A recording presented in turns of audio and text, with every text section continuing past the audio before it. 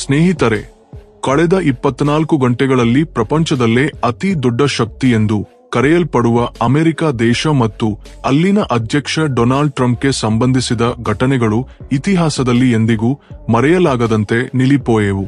America ಅಧ್ಯಕ್ಷ Donald Trump ತಮ್ಮ ಸಮುದ್ರ ಬಲದ ಮೇಲೆ ಮತ್ತು ನೌಕಾದಳದ ಮೇಲೆ ಎಷ್ಟು ಹೆಮ್ಮೆಯಿಂದ ಇದ್ದು ಪ್ರಪಂಚವನ್ನೇ ಭಯಪಡಿಸಿ 3ನೇ ವಿಶ್ವಯುದ್ಧದವರೆಗೂ ಬೆದರಿಕೆಗಳನ್ನು ಹಾಕುತ್ತಿದ್ದರು.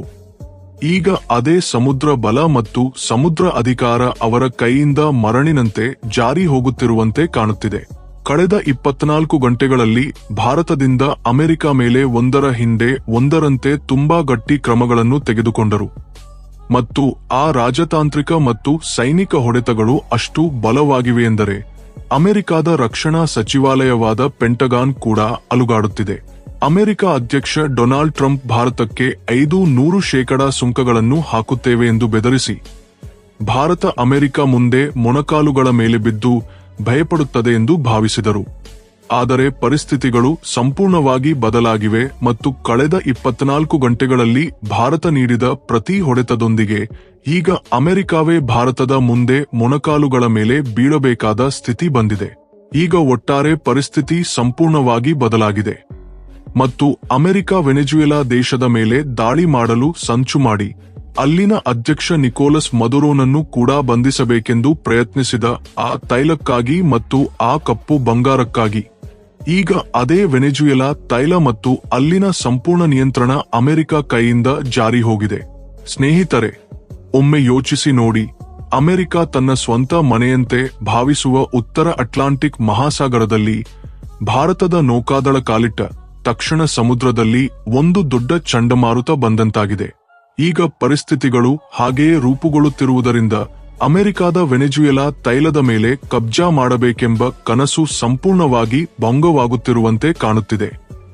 ಮತ್ತು ಈಗ ಬಯಲಿಗೆ ಬರುತ್ತಿರುವ ಈ ಸುದ್ದಿಯೊಂದಿಗೆ ಪ್ರಪಂಚವೆಲ್ಲ ಭಾರತದ ಈ ಧೈರ್ಯವಂತ ಕ್ರಮದ ಬಗ್ಗೆ ಮಾತನಾಡುತ್ತಿದೆ. ತೈಲದ ಆಟದಲ್ಲಿ ಇನ್ನು ಭಾರತವೇ ಅಧಿಕಾರ ನಡೆಸಲಿದೆ. ಅಂದರೆ ಅಮೆರಿಕ ಎಷ್ಟು ದೊಡ್ಡ ಸಂಚು ಮಾಡಿ ಮತ್ತು ತನ್ನ ಸೈನ್ಯಗಳನ್ನು ಕಳುಹಿಸಿ ಹಸ್ತಕ್ಷೇಪ ಮಾಡಲು ಬಯಸಿದ್ದ ವೆನೆಜುವೆಲಾ ತೈಲ ನಿಧಿಗಳು ಈಗ ಭಾರತದ ಪ್ರಭಾವಕ್ಕೆ ಬರುತ್ತಿವೆ. ಈ ಒಟ್ಟಾರೆ ಘಟನೆಗಳ ನಡುವೆ ಅತ್ಯಂತ ಆಸಕ್ತಿದಾಯಕ ವಿಷಯವೆಂದರೆ ಈಗ ಅಮೆರಿಕದೊಂದಿಗೆ ಪ್ರಪಂಚದಲ್ಲಿನ ಎಲ್ಲಾ ದೇಶಗಳು ಸಂಯುಕ್ತ ರಾಷ್ಟ್ರಗಳ ಸಭೆಗಳಲ್ಲಿ ಎದುರು ನಿಂತು ಮಾತನಾಡುತ್ತಿವೆ.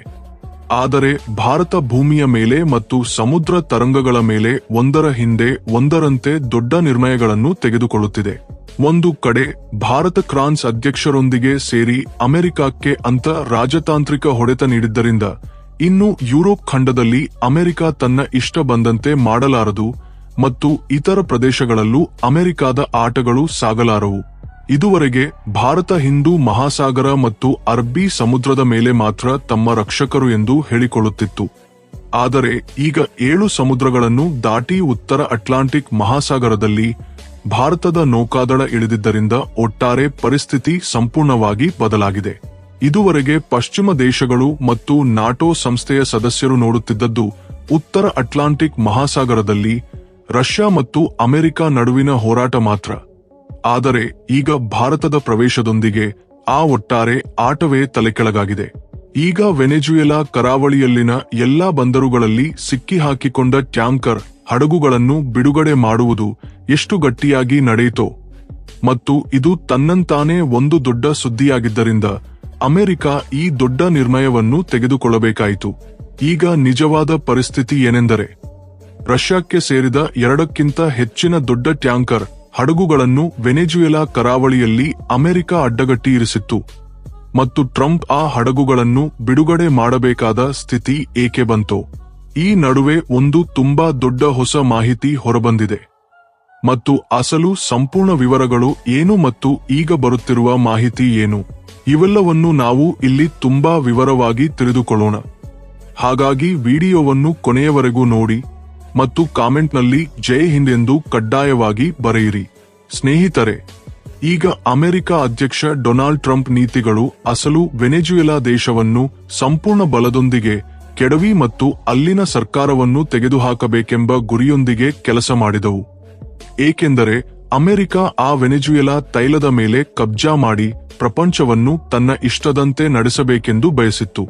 ಆದರೆ ಈಗ ಒಟ್ಟಾರೆ ವಾತಾವರಣ ಸಂಪೂರ್ಣವಾಗಿ ಬದಲಾಗಿದೆ ಮತ್ತು ಅಟ್ಲಾಂಟಿಕ್ ಮಹಾಸಾಗರದ ಅಲೆಗಳು ಈಗ ಸಾಮಾನ್ಯವಾಗಿಲ್ಲ, ಏಕೆಂದರೆ ಇದು ಕೇವಲ ಸಮುದ್ರದ ಉಬ್ಬರ ಮಾತ್ರವಲ್ಲ ಮತ್ತು ಪ್ರಪಂಚದ ಆಧಿಪತ್ಯ ಸ್ಪರ್ಧೆಯಲ್ಲಿ ಸೂಪರ್ ಶಕ್ತಿಗಳ ನರಗಳು ಹರಿದು ಹೋಗುವ ಮಟ್ಟಕ್ಕೆ ತಲುಪಿವೆ. ವೆನೆಜುವೆಲಾ ಕರಾವಳಿಯಲ್ಲಿ ಈಗ ಉತ್ತರ ಅಟ್ಲಾಂಟಿಕ್ ಮಹಾಸಾಗರ ಸಾಮಾನ್ಯ ವ್ಯಾಪಾರ ಮಾರ್ಗವಲ್ಲ ಮತ್ತು ಇದು ಪ್ರಪಂಚದಲ್ಲಿನ ಅತಿ ದೊಡ್ಡ ಶಕ್ತಿಗಳ ನಡುವಿನ ಶಕ್ತಿ ಪರೀಕ್ಷಾ ಕೇಂದ್ರವಾಗಿ ಮತ್ತು ಒಂದು ಹೋರಾಟದ ಮೈದಾನವಾಗಿ ಬದಲಾಗಿದೆ. ಪ್ರತಿ ರಾಡಾರ್ ಶಬ್ದ ಮತ್ತು ಪ್ರತಿ ಉಪಗ್ರಹದ ಚಲನೆ ಮತ್ತು ಪ್ರತಿ ನೌಕಾ ಮಾಹಿತಿ ಏನೋ ತುಂಬಾ ದೊಡ್ಡದು ಮತ್ತು ಐತಿಹಾಸಿಕವಾದ ಘಟನೆ ಸಂಭವಿಸಲಿದೆ ಎಂದು ಸ್ಪಷ್ಟವಾಗಿ ಹೇಳುತ್ತಿವೆ. ಅಮೆರಿಕ ಮಾಡಿದ ಕ್ರಮ ಸಮುದ್ರ ಶಾಂತಿಯನ್ನು ಒಂದು ಸಲಕ್ಕೆ ನಾಶ ಮಾಡಿದೆ ಮತ್ತು ರಷ್ಯಾ ತೈಲ ಹಡಗುಗಳ ಮೇಲೆ ಅಮೆರಿಕ ಸೈನಿಕರ ಕ್ರಮ ಕೇವಲ ಒಂದು ಸಾಮಾನ್ಯ ಕಾರ್ಯಾಚರಣೆಯಲ್ಲ ಮತ್ತು ಅದು ಭಾರತ ಸೇರಿದಂತೆ ಅನೇಕ ಸ್ವತಂತ್ರ ದೇಶಗಳಿಗೆ ಬಹಿರಂಗ ಸವಾಲು.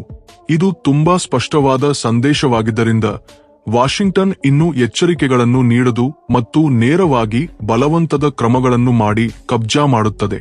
ಆದರೆ ಇಲ್ಲಿಯೇ ಪರಿಸ್ಥಿತಿಗಳು ಸಂಪೂರ್ಣವಾಗಿ ತಲೆಕೆಳಗಾಗುತ್ತಿವೆ ಮತ್ತು 2 ಹಡಗುಗಳ ನಂತರ ಇನ್ನೂ ಹೆಚ್ಚಿನ ರಷ್ಯಾ ಹಡಗುಗಳನ್ನು ಅಮೆರಿಕ ತನ್ನ ನಿಯಂತ್ರಣಕ್ಕೆ ತೆಗೆದುಕೊಂಡಿದೆ ಎಂಬ ಸುದ್ದಿ ಬಂದಾಗ ಅದನ್ನು ರಷ್ಯಾ ಆರ್ಥಿಕ ವ್ಯವಸ್ಥೆಯ ಮೇಲಿನ ದಾಳಿಯಾಗಿ ಕಾಣದೆ ಅದರ ಗೌರವ ಮತ್ತು ಸ್ವತಂತ್ರತೆ ಮತ್ತು ಕಾರ್ಯತಂತ್ರದ ಗಡಿಗಳ ಮೇಲಿನ ನೇರ ದಾಳಿಯಾಗಿ ಭಾವಿಸಿದರು. ರಷ್ಯಾ ರಾಜಧಾನಿ ಮಾಸ್ಕೋದಲ್ಲಿ ಇದನ್ನು ಸಾಮಾನ್ಯ ಸಮುದ್ರ ಘಟನೆಯಾಗಿ ತೆಗೆದುಕೊಳ್ಳಲಿಲ್ಲ ಮತ್ತು ಇದನ್ನು ಯುದ್ಧ ಘೋಷಣೆಯಾಗಿಯೇ ಅರ್ಥಮಾಡಿಕೊಂಡರು. ರಷ್ಯಾ ಮೊದಲಲ್ಲಿ ಮೌನವಾಗಿಯೇ ಇತ್ತು, ಆದರೆ ಆ ಮೌನ ಅಮೆರಿಕಕ್ಕೆ ತುಂಬಾ ಅಪಾಯಕಾರಿಯಾಗಿ ಪರಿಣಮಿಸಿತು, ಏಕೆಂದರೆ ನಂತರದ ಗಂಟೆಗಳಲ್ಲಿ ರಷ್ಯಾ ಮಾಡಿದ ಚಲನೆಗಳು ಮತ್ತು ರಷ್ಯಾ ಹಾಕಿದ ಹೆಜ್ಜೆಗಳು ಪ್ರಪಂಚದ ರಕ್ಷಣಾ ತಜ್ಞರನ್ನು ಮತ್ತು ರಕ್ಷಣಾ ನಿಪುಣರನ್ನು ಕಂಗೆಡಿಸಿದವು. ರಷ್ಯಾ ಯುದ್ಧಹಡಗುಗಳು ಇದುವರೆಗೆ ಬ್ಲ್ಯಾಕ್ ಸಮುದ್ರ ಮತ್ತು ಆರ್ಕ್ಟಿಕ್ ಹಿಮ ಪ್ರದೇಶಗಳಿಗೆ ಸೀಮಿತವಾಗಿದ್ದವು, ಆದರೆ ಈಗ ಹಠಾತ್ತಾಗಿ ಅಟ್ಲಾಂಟಿಕ್ ಮಹಾಸಾಗರದ ಕಡೆಗೆ ಮತ್ತು ಅಮೆರಿಕಕ್ಕೆ ತುಂಬಾ ಹತ್ತಿರಕ್ಕೆ ಬಂದಿವೆ.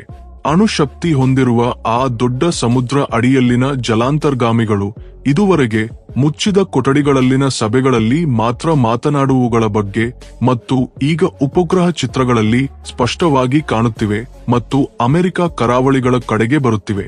ಆದರೆ ಸ್ನೇಹಿತರೆ, ಅಸಲು ದೊಡ್ಡ ಹೊಡೆತ ಅಮೆರಿಕಕ್ಕೆ ಮತ್ತು ಪ್ರಪಂಚಕ್ಕೆ ಅಪ್ಪುಡೆ ಬಿದ್ದದ್ದು, ಏಕೆಂದರೆ ರಷ್ಯಾ ತನ್ನ ಅತ್ಯಂತ ಹಳೆಯ ಮತ್ತು ನಂಬಿಗಸ್ತ ವ್ಯೂಹಾತ್ಮಕ ಭಾಗಸ್ವಾಮಿ ಮತ್ತು ಅತ್ಯಂತ ದೃಢವಾದ ಸ್ನೇಹಿತನ ಕಡೆಗೆ ನೋಡಿತು. ಹೌದು, ಅದು ಭಾರತ. ಇದು ಸಾಮಾನ್ಯ ರಾಜತಾಂತ್ರಿಕ ಕೋನ್ ಸಂಭಾಷಣೆಯಲ್ಲ ಮತ್ತು ಇದು ಒಂದು ವ್ಯೂಹಾತ್ಮಕ ಸಹಾಯ ಕೋರಿಕೆಯ ಕೂಗು. ಮತ್ತು ರಷ್ಯಾಕ್ಕೆ ಗೊತ್ತಿದ್ದರಿಂದ ಈಗ ಒಂಟಿಯಾಗಿ ಅಮೆರಿಕದೊಂದಿಗೆ ಹೋರಾಡಿದರೆ ಮತ್ತು ಅದರ ಸ್ವಂತ ಪ್ರದೇಶದಲ್ಲಿ ಸವಾಲು ಹಾಕಿದರೆ ಅದು ತನಗೆ ಹಾನಿಕರವಾಗುತ್ತದೆ. ಪ್ರಪಂಚಕ್ಕೂ ಗೊತ್ತಿದ್ದರಿಂದ ಭಾರತದಂತಹ ದೇಶ ಯಾವ ಸಮುದ್ರ ಪ್ರದೇಶದಲ್ಲಿ ತನ್ನ ಸೈನ್ಯವನ್ನು ಇಳಿಸಿದರೆ ಅದು ಕೇವಲ ಧ್ವಜ ತೋರಿಸಲು ಮತ್ತು ಪ್ರದರ್ಶನ ಮಾಡಲು ಅಲ್ಲ ಮತ್ತು ಅಲ್ಲಿನ ಶಕ್ತಿ ಸಮತೋಲನವನ್ನು ಮತ್ತು ಬಲಗಳ ಗತಿಶೀಲತೆಯನ್ನು ಸಂಪೂರ್ಣವಾಗಿ ಬದಲಾಯಿಸುತ್ತದೆ. ಭಾರತದ ಪ್ರವೇಶದ ಸುದ್ದಿ ಹೊರಬಂದ ತಕ್ಷಣ ವೈಟ್ ಹೌಸ್ನಿಂದ ಬ್ರಸೆಲ್ಸ್ನಲ್ಲಿರುವ ನಾಟೋ ಮುಖ್ಯ ಕಚೇರಿಯವರೆಗೂ ಅಪಾಯದ ಗಂಟೆಗಳು ಮೊಳಗಿದವು, ಏಕೆಂದರೆ ಪ್ರಪಂಚಕ್ಕೆ ಗೊತ್ತಿದ್ದರಿಂದ ಭಾರತ ಒಂದು ಪ್ರತಿಕ್ರಿಯಾತ್ಮಕ ಶಕ್ತಿಯಲ್ಲ ಮತ್ತು ಎಲ್ಲಿಗೆ ಇಳಿದರೆ ಅಲ್ಲಿನ ಸಮೀಕರಣಗಳನ್ನು ಮತ್ತು ಲೆಕ್ಕಗಳನ್ನು ಬದಲಾಯಿಸಲು ಇಳಿಯುತ್ತದೆ. ಭಾರತದ ಉಪಸ್ಥಿತಿ ಅಂದರೆ ಕೇವಲ ಆಯುಧಗಳು ಮತ್ತು ಕ್ಷಿಪಣಿಗಳು ಮಾತ್ರವಲ್ಲ ಮತ್ತು ಅದು ಕಥನ ನಿಯಂತ್ರಣ ಕೂಡ. ಅಟ್ಲಾಂಟಿಕ್ ಮಹಾಸಾಗರದಲ್ಲಿ ಭಾರತದ ಯುದ್ಧಹಡಗುಗಳ ಉಪಸ್ಥಿತಿಯನ್ನು ಯಾವ ದೇಶವೂ ಲಘುವಾಗಿ ತೆಗೆದುಕೊಳ್ಳಲಿಲ್ಲ ಮತ್ತು ಅಮೆರಿಕ ಇದನ್ನು ತನ್ನ ಸಮುದ್ರ ಆಧಿಪತ್ಯಕ್ಕೆ ಮತ್ತು ತನ್ನ ರಾಜ್ಯಕ್ಕೆ ನೇರ ಸವಾಲಾಗಿ ಭಾವಿಸಿತು. ಅದಕ್ಕಾಗಿಯೇ ವೈಟ್ ಹೌಸ್ನಿಂದ ತುಂಬಾ ಕಠಿಣವಾದ ಹೇಳಿಕೆ ಬಂತು ಮತ್ತು ಅದು ಹೇಳಿಕೆಯಲ್ಲ ಮತ್ತು ಅದು ಒಂದು ಬೆದರಿಕೆ ಮಾತ್ರ. ಡೊನಾಲ್ಡ್ ಟ್ರಂಪ್ ಹೇಳಿದರೆಂದರೆ ಭಾರತದ ಮೇಲೆ 500% ಸುಂಕಗಳನ್ನು ಹಾಕಿದ ನಂತರ ಇನ್ನು ವಿವಿಧ ನಿಷೇಧಗಳು ಮತ್ತು ನಿರ್ಬಂಧಗಳನ್ನು ಕೂಡ ವಿಧಿಸುತ್ತೇವೆ ಎಂದು. ಆದರೆ ಸ್ನೇಹಿತರೆ, ಯಾವಾಗಲೂ ನಡೆದಂತೆಯೇ ಇದೆಲ್ಲವೂ ಕೇವಲ ರಾಜಕೀಯ ಗಟ್ಟಿ ವಾದವಾಗಿ ಉಳಿದು ಹೋಯಿತು. ಟ್ರಂಪ್ ಸ್ಪಷ್ಟವಾದ ಸಂದೇಶ ನೀಡಿದರು: ಭಾರತ ಹಿಂದಕ್ಕೆ ಸರಿಯಬೇಕು, ಇಲ್ಲದಿದ್ದರೆ ತೀವ್ರ ಪರಿಣಾಮಗಳನ್ನು ಎದುರಿಸಬೇಕು. ಆದರೆ ಭಾರತ ಒಂದು ಅಡಿ ಕೂಡ ಹಿಂದಕ್ಕೆ ತೆಗೆಯದೆ ಅಟ್ಲಾಂಟಿಕ್ ಮಹಾಸಾಗರದಲ್ಲಿ ತನ್ನ ಯುದ್ಧಹಡಗುಗಳೊಂದಿಗೆ ಬಲವಾದ ಉಪಸ್ಥಿತಿಯನ್ನು ನೋಂದಾಯಿಸಿಕೊಂಡು ಸ್ಥಿರತ್ವವನ್ನು ತೋರಿಸಿತು. ಇದು ಕೇವಲ ರಷ್ಯಾ ಸಮಸ್ಯೆಯಲ್ಲ, ಬರುತ್ತಿರುವ ಹೊಸ ಪ್ರಪಂಚ ವ್ಯವಸ್ಥೆಗೆ ಕೀಲಕ ಪರೀಕ್ಷೆ. ಮೌನವಾಗಿದ್ದರೆ ನಾಳೆ ಅಮೆರಿಕ ಹಿಂದೂ ಮಹಾಸಾಗರದಲ್ಲೂ ಅದೇ ಆಧಿಪತ್ಯವನ್ನು ತೋರುತ್ತಿತ್ತು. ಸಮುದ್ರದಲ್ಲಿ ಹಡಗುಗಳು ಎದುರೆದುರಾಗಿ ನಿಲ್ಲದಿದ್ದರು. ಪ್ರತಿ ಚಲನೆ ಒಂದು ಎಚ್ಚರಿಕೆಯಾಗಿ, ಪ್ರತಿ ರಾಡಾರ್ ಲಾಕ್ ಬೆದರಿಕೆಯಾಗಿ ಬದಲಾಗಿವೆ. ಪ್ರಪಂಚ ಉಸಿರು ಬಿಗಿಹಿಡಿದು ನೋಡುತ್ತಿದೆ. ಮುಂದಿನ ಕ್ರಮವನ್ನು ಯಾರು ತೆಗೆದುಕೊಳ್ಳುತ್ತಾರೋ? ಭಾರತದ ಪ್ರವೇಶ ಪ್ರಪಂಚಕ್ಕೆ ದೊಡ್ಡ ಆಶ್ಚರ್ಯ.